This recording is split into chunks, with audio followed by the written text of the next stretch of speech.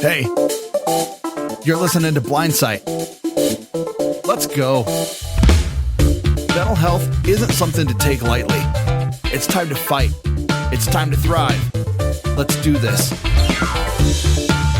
Welcome to Blindsight. This is Bill Lundgren, your host, and I'm glad to have you on board. Especially glad to have our guest on, Samantha King, who is also a counselor and has had a experience and want to encourage other therapists to get some training in working with low vision clients. And those of us who low vision or blind find very few people out there who know the first thing about what life is with us. So, Samantha, thank you for coming on board. Thank you very much for having me. I'm really excited to talk to you today. Great. Could you tell us a little bit about how you got involved in working with low vision and blind clients? Absolutely. So, clinically, I am a licensed clinical social worker. So, when you go and get your master's degree in social work, after you complete school, you have to intern for 2 years for about 2,000 hours, depending on the state that you're in. And when I graduated and began my clinical hours to gain licensure, I ended up getting a job at the Tampa Lighthouse for the Blind in Tampa, Florida. And it was truly completely random. I was looking for social work jobs in many different fields. And I ended up working with the low vision community, and I absolutely fell in love with it. And since then, I'm in private practice, but I still love to work with the low vision community. You know, sometimes I think that things don't happen by chance, that the right person gets put in the right place and Yes, finds their calling. Yeah. Mm-hmm. absolutely. So you're based in Florida, you're based in Colorado. Yeah, Where are a you a based? little bit of both. I'm born and raised in Florida, moved out to Colorado for a few years, and then I moved back to Florida to have babies, and this is home. Yeah. Yeah. So I am licensed as a social worker in both states, and a lot of my practice is online. So I have a lot of clients in Colorado and Florida. Great. Uh, how do you see working with low vision clients different from those who don't have a vision issue? Well, I think I might turn that question upside down on its head and say that oftentimes it's the same. We're just Yeah. people with vision loss or people with different life experiences. We're all the same. We're all humans. We all have relationships, lack thereof, difficulties, great things. We're all humans. So a lot of the times, Bill, I think it's the same. But to turn your question back around, I do think that it's different because there is often a big focus on grief for the Right. loss of vision, whether it be being born with a disease or having it happen, losing vision later in life. I think that a big portion of sessions with people with low vision is talking about that grief and loss and how it affects their life. Well, I guess you've heard people say, "Oh, you're depressed because you're blind." Definitely. And if you mean I've heard that, I have heard that from clients that people say that to them. Yes. Yep. So I'm assuming you've heard that too.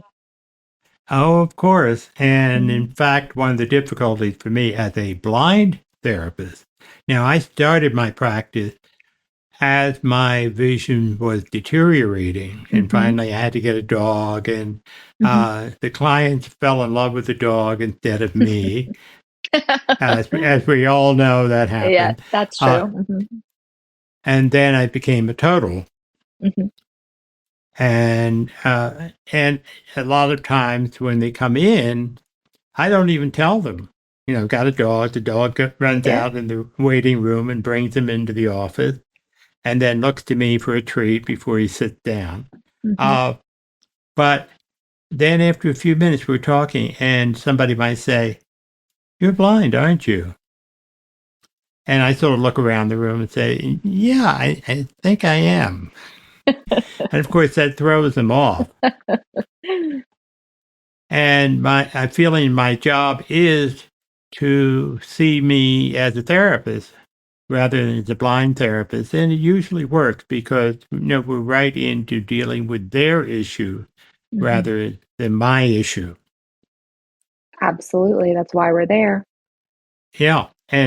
But I know that it's uncomfortable, and it's interesting that a lot of low vision people find out that I am a therapist, but they want to go to a sighted person because obviously this sighted therapist is a better therapist in their mind.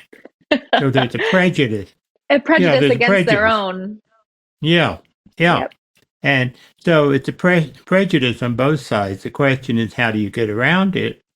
And how do you get people to move off of, or how do you get them to explore the the issues they're bringing to you are not having to do with blindness or blindness in the context as you're suggesting, grief and loss, and that's part of the issue, but that's not all. Mhm. Well, I I think it can go a, a few different ways because Bill, I've had the opposite experience where people with low vision come to me and they learn that I'm sighted and they would prefer a person with vision loss. Mm-hmm. So I've had a different experience with that. And then I also have seen clients that were once sighted, that maybe progressively lost their vision and they would like to see a sighted person. But Yeah, I mean, you must have had quite the experience seeing clients who were both visually impaired and not, and having biases against someone with low vision while you have low vision yourself. right.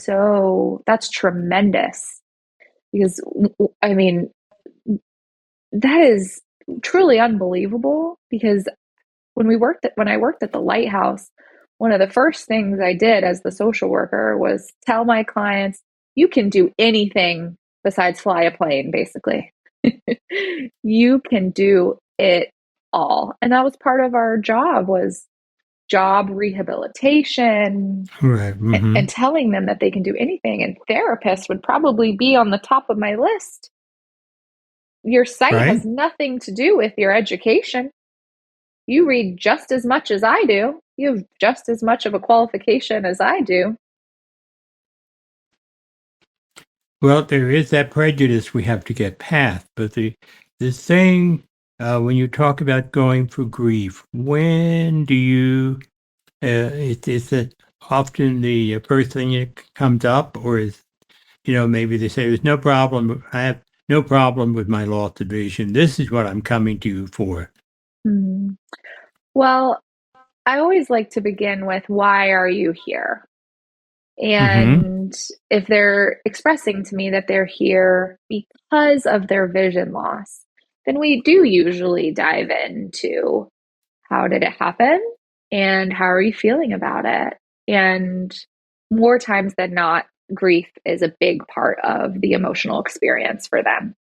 But if a Mm-hmm. client Mm-hmm. comes to me with low vision, and especially someone who has been in therapy before or who has high emotional intelligence and connection to themselves, and they just want someone who has an understanding of what it is like to live in a low vision world. And they want to talk to me about their marriage or their job or their children, then that also can make them feel comfortable because maybe we're not talking about the grief and loss of their vision, but I can just understand what their life is like and we get into the other things. We're talking about everything else that's happening in a human's life, whether they have vision loss or not. And oftentimes that has nothing to do with their blindness, and that's the Absolutely. connection that we have to make. Look, it doesn't necessarily mean because you're blind, but it might be a reaction. Like many of us are people with any physical disability may get into perfectionism, and which can make life because they're trying to prove better than somebody else. So that's kind of the thing that the client may be bringing to you, and anybody who's listening who you know it's good to have. It's not a question of having sight or not having sight. It's knowing what to deal with when you're working with somebody who's blindness or low vision. That's the important thing, the expertise which you bring with your work at the Lighthouse and what you Mhm. bring, and plus your enthusiasm for working in this population. Absolutely. I think it's a very underserved population in terms Yep. of mental health. I was absolutely flabbergasted at the lack of resources that people who are losing their vision, the lack of resources that they have from their doctors or whoever is Yeah. giving them their diagnosis. Basically, you're losing your vision, good luck. Yeah. And It's like yeah. when I was identified, a friend of mine, had gotten me a referral. Some Hmm. friends of his were ophthalmologists. I did all the tests and so forth, and Hmm. they came to him. These are the professionals. Came to him and said, "Don't tell him he's going to lose his sight." And fortunately, Wow. yeah, and fortunately, my friend said, "No, I have to tell him." But that's the way. And which brings me to the issue that we are wanting to talk about, which is anger. Mhm. And how do you define anger? Hmm. Well, I think anger can mean different things to different people, of course. But if you're Mm-hmm. talking to me as a therapist, I would say that it's an individualistic reaction to an experience. And Mm-hmm. you feel it in your body. Oftentimes, it feels like you're going to explode, or you feel dysregulated. You feel agitated, like you have an energy inside of you that you don't like, that you want to get rid of. It's your mind's reaction to an experience that is unwelcomed. Hmm. Have you had, what we had decided to do was a series of mad, glad, sad, and scared because, and it came out of my own experience where I find that you describe some people having feelings that they label anger, but there are a lot of people that I came across who, they were taught not to feel angry, or they block it in some way because it's not acceptable. And so Yes. part of our job, even to say we're angry because we can't see, that it's neither right nor wrong. It's Mhm. how we deal with it. And as you say, that explosive feeling, if somebody has that, they're well on the road of getting better, I think, because at least they're identifying what they're feeling, correct? Absolutely, Bill. Human emotions are meant to be expressed. And anger doesn't even really explain what someone is feeling. When you asked Mm-hmm. me to explain anger, my quick reaction was to almost use different vocabulary, Right. to use something else to define it so we can have some understanding of what it's like. Because anger, in that triangle of mad, sad, glad, anger has so many different meanings. Do we Mm-hmm. feel disgusted? Do we feel enraged? Do we feel threatened, hurt? There's different, so much different vocabulary that you could use that could Right. explain it. If someone says to you, Bill, I'm angry, or if someone says to you, Bill, I'm hurt, do those feel different to you? Yeah, they would feel different to me.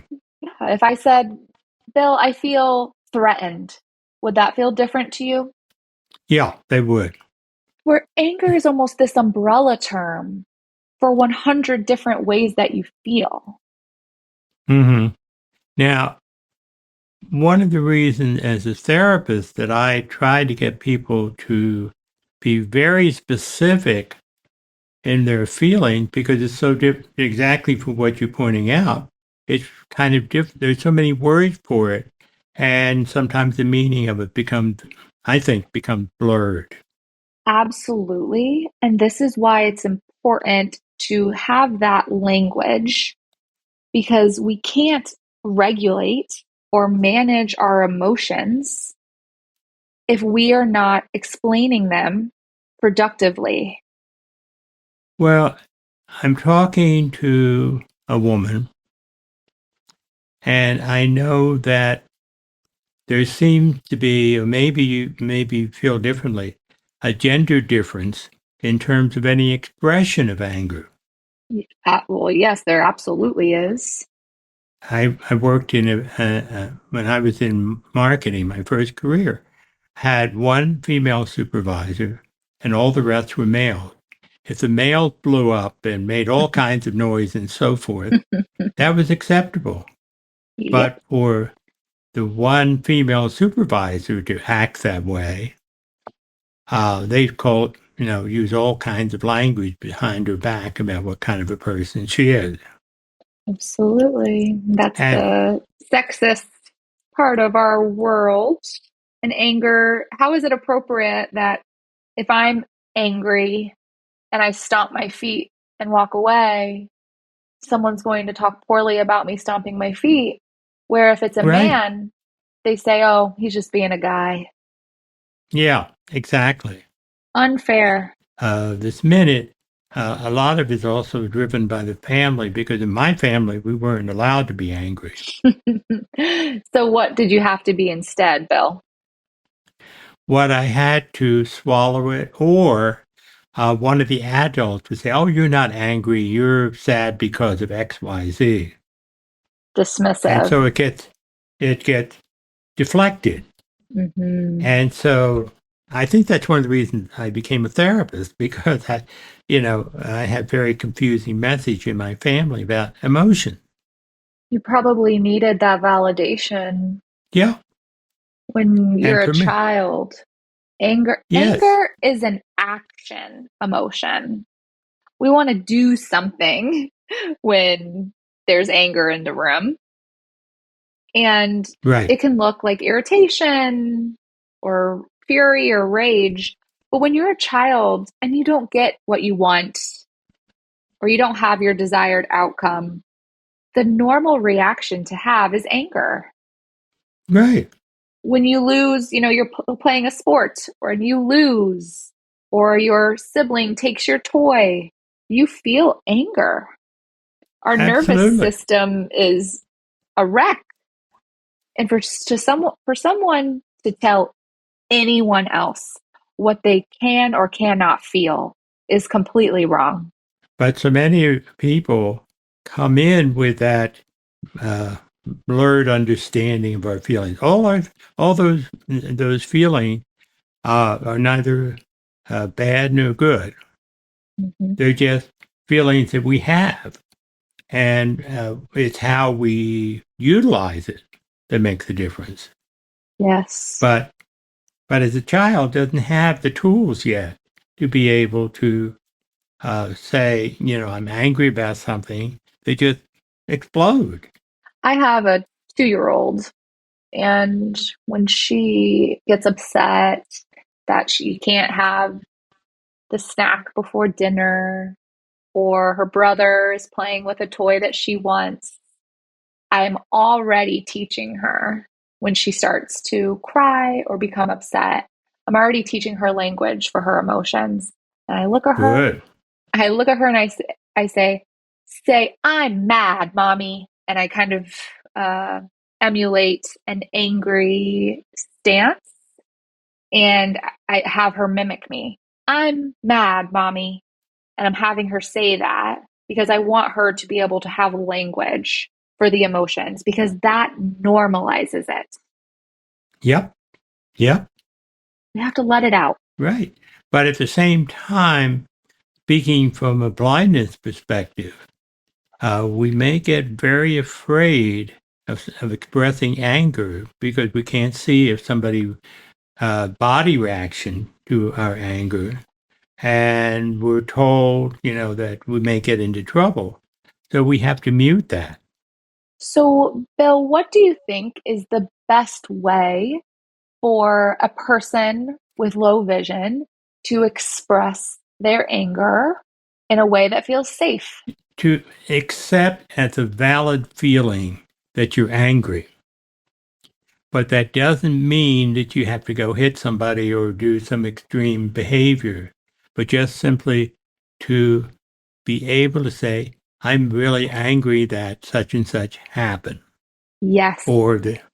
And you don't have to, people around anger sometimes have on and off switch. They believe it's an on. Either you don't show it at all, or all of a sudden you have a big explosion. I wish that we could explain to people, and I hope everyone listening can understand that there is a huge range within anger. Anger can mean 20 different things, and we can deal with it 20 different ways.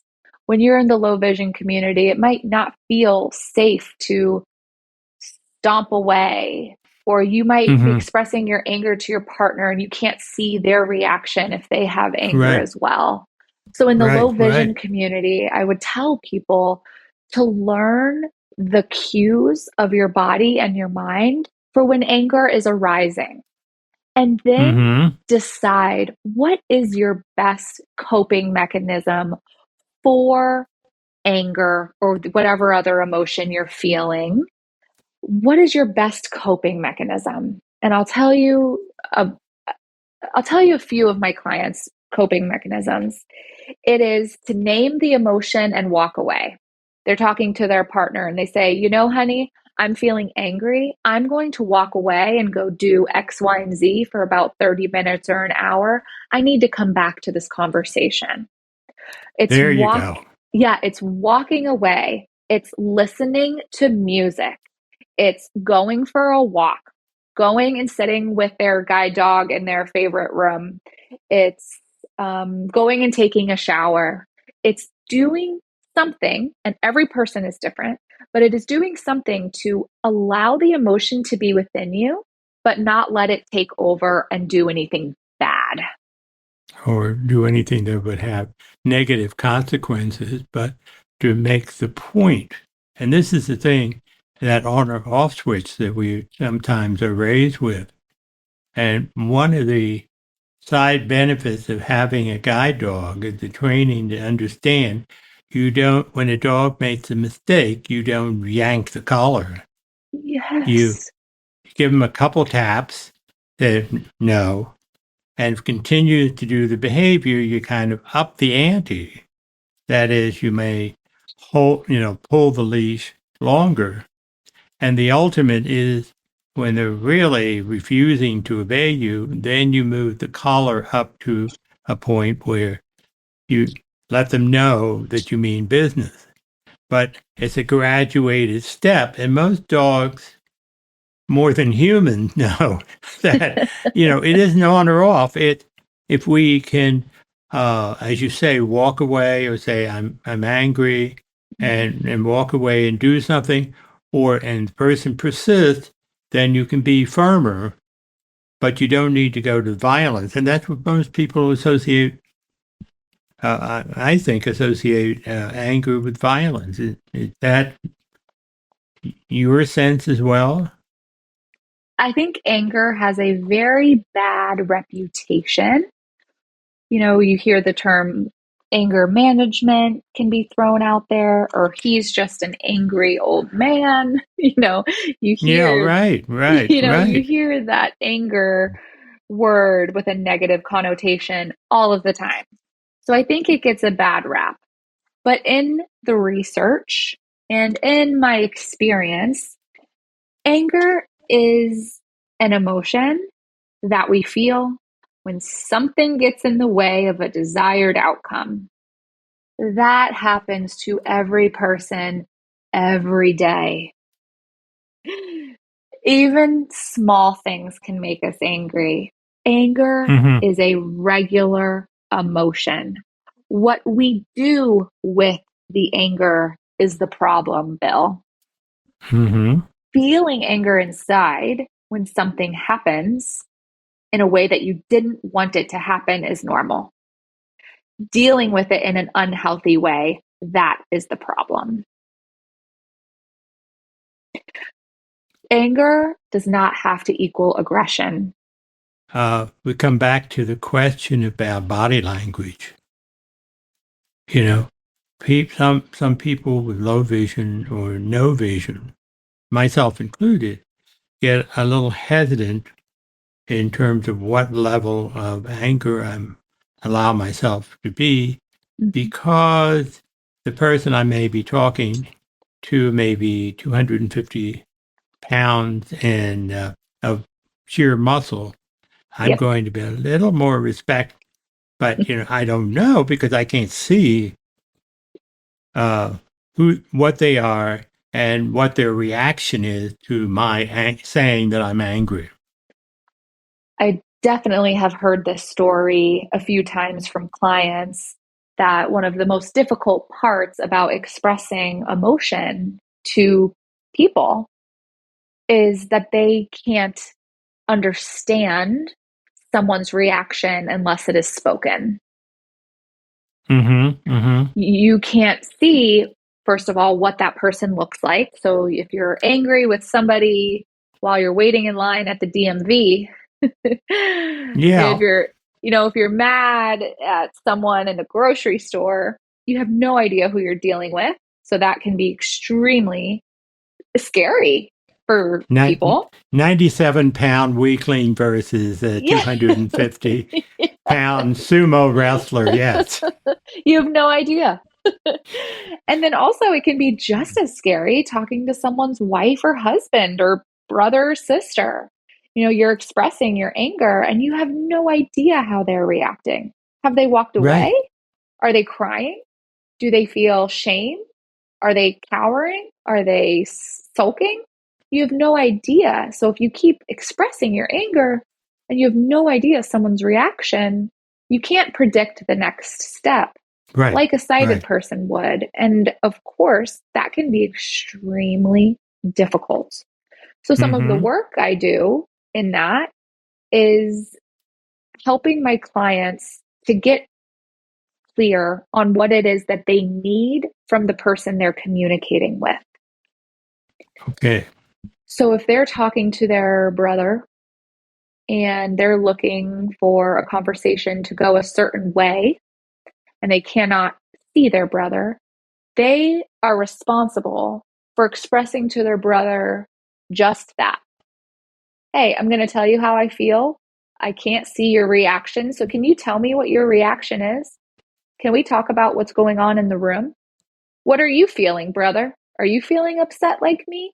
Do you feel like you want to cry over this? Do you feel angry? And that goes vice versa too, Bill. I know we're talking about anger today, but just for those listening, know that the same is true for my low vision clients who are feeling happiness and they're not sure, how Right. happy their partner is. Say, how are you Right. feeling? Are you Right. feeling elated? Are you feeling excited? Are you nervous? How are you feeling? So to bring it back to anger, ask the people that you're with, what's going on in the room right now?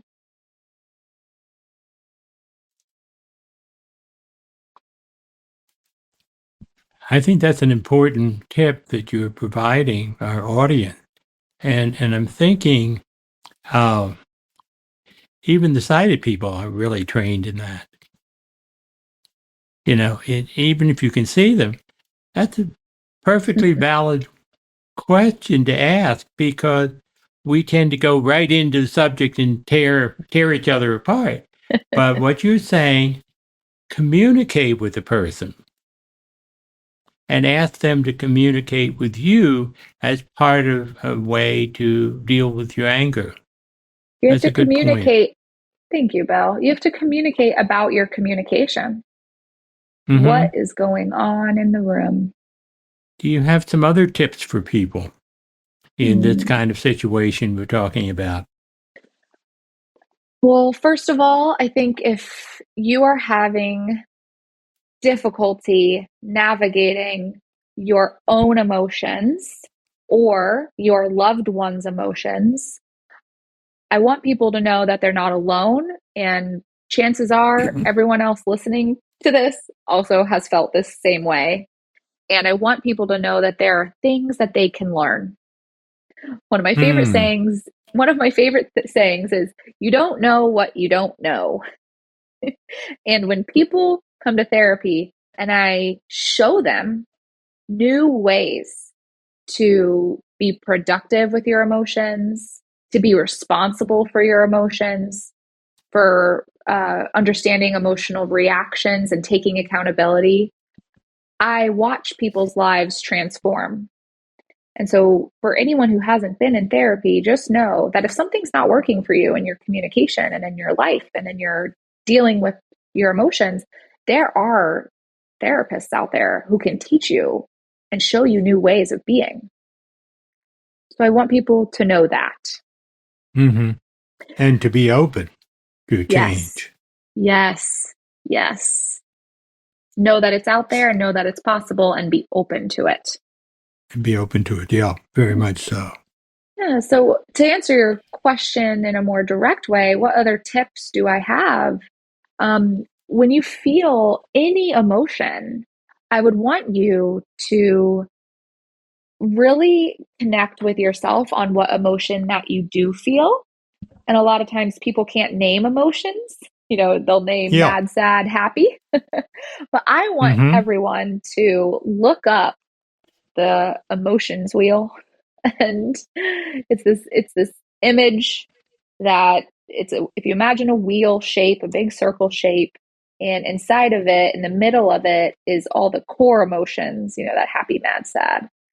And on the outside of the wheel are the 100 different words that go under the core emotions. And I want people to be able to express their real emotion rather than just mad, sad, happy. Because when I you agree. because when you express that language shows us that there's more to the experience than just that word. And when you Right. express to someone how you're feeling with better language, there's more of a chance in connection. But I think starting with the core, and I know a lot of clients I've worked with, have trouble even identifying with any of the core. They use some word that confuses people about Mm-hmm. what they're really feeling. And so that's one of the reasons I give them the assignment of for a while, stop for a minute and say, what are you feeling? And using just those 4 words. Once they're clear in themselves, then they can use all the other words to more clearly define, but at least for them to identify within their own feeling. Because I'm amazed at people out there who absolutely have no idea what they're feeling or afraid to identify what they're feeling. Absolutely. Emotions also get a bad rap, especially people who have had parents or grew up learning that feelings aren't real or they're totally controllable or you can turn them on or turn them off or Right, right, that's not a right. good emotion. So we don't feel that in this house. That is quite literally the opposite. We are Mm-hmm.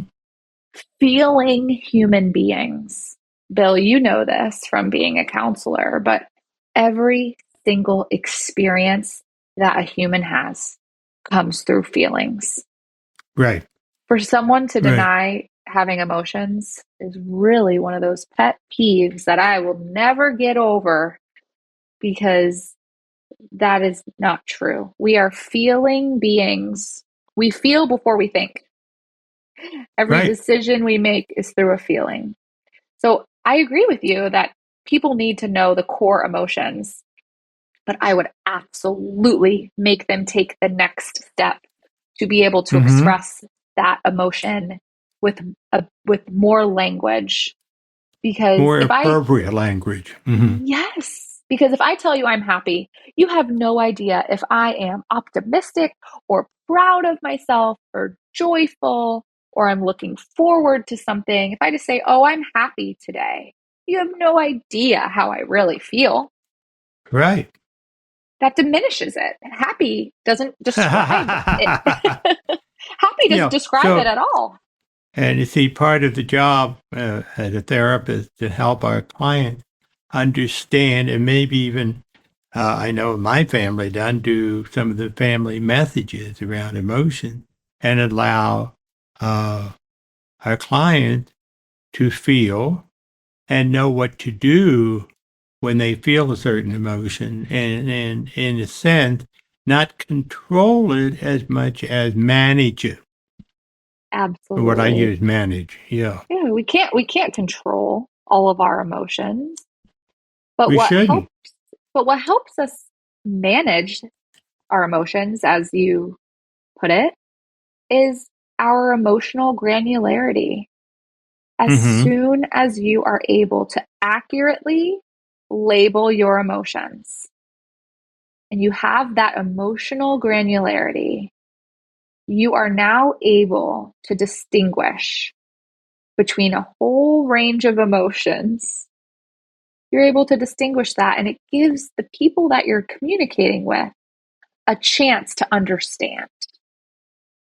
Because as I talk to people in the low vision community, what helps them understand what's going on around them is language. There are a lot of things that people in the low vision community, they don't realize are happening in the room, but if someone next to you tells you, you then have a connection in your brain that helps you Right. process sensory information. Yeah. Particularly when we can't see, we have to have. It's helpful to have somebody who's sighted to tell us what they see or what they feel in this room. So then we say, "Oh, is that what's going on? Is that what I'm Yes, feeling?" But not being able to quite distinguish it. The part that I think we're stressing is to be able to say what we're experiencing, or say what uh, what we're confused about, and get some, what are you feeling? And getting that validation and asking. And so often we just react and we yes, don't ask what, don't validate the other person's feeling. it goes two And ways. yeah, exactly. Exactly. If someone in Colorado or Florida wants to uh, get in touch with you, is there one number, or is there? I know that we will have your information here at Aftersight, and people who want some information can certainly call here. But is there some way that people can contact you directly? Because you do a lot of, obviously, you do a lot of via the phone Yes, a or lot of via my the sessions. Zoom. Yep, a lot of my sessions, all of my sessions are really teletherapy available. And I absolutely do phone call for those who prefer that as well. And the best way to get in touch with me is probably through my website or my email. And my company name is Tides Changing Therapy. TIDES Changing Therapy, tideschangingtherapy.com. Or you can email me at Samantha at tideschangingtherapy.com. And I'm Tides Changing Therapy on Instagram as well. Terrific. I really appreciate having you on. I hope we can have you on again. Thank you, 'Cause Bill. we just really scratched the surface, but when we're talking in general, that's what we have to do. It's kind of give an overview, and you've done a beautiful job of providing that. And what I'm hearing, I think the one thing that I want to repeat just for emphasis, the importance of communicating for somebody, particularly for somebody who's blind, who has a sense something's going on here, to rely on that sense, not be afraid of it, but rely and say, if something feels off here, and ask, what are you feeling now? And we can even, say, because if we're feeling something, somebody else is probably also feeling the same thing. But we need to acknowledge that and let people talk about what it is they're talking about. Then we can go from the emotion somewhat to the intellect in order to make clear what we're feeling.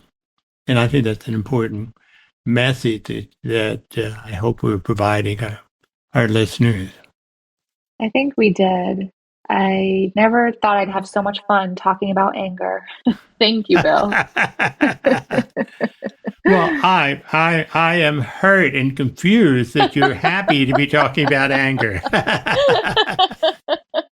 Well, I feel proud that we did this, and I feel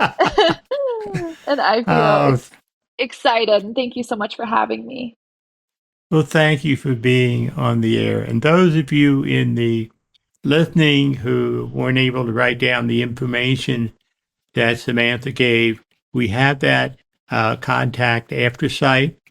If you have any questions or any feedback you want to give us, remember feedback at aftersight.org or to call us. And we certainly would be glad to help. Thank you, Samantha. Thank you. I know you have another thing coming up immediately, so I have to let you go. But thank you for being on. Thank you very much. Nice to meet you. My pleasure. Take care. And you take care and get that little 2-year-old to listen to Mom on how to talk about emotions, which we didn't get growing up. I agree. Therapy is in everyone's future. Everyone should have a therapist. Thank you, Bill. Okay, thank you. And this is Bill Lundgren from Blindsight signing off. Thank you all for listening, and tune in for the next episode.